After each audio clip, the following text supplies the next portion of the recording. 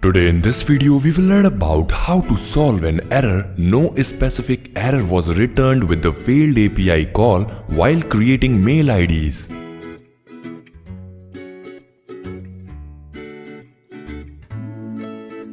While creating email IDs, if this type of error appears, it means we can solve this problem very easily by watching this tutorial.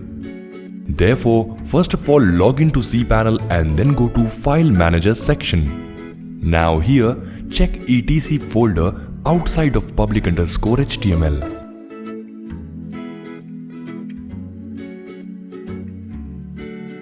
Make sure that the file permission is also correct. In case if it is missing, then just create it.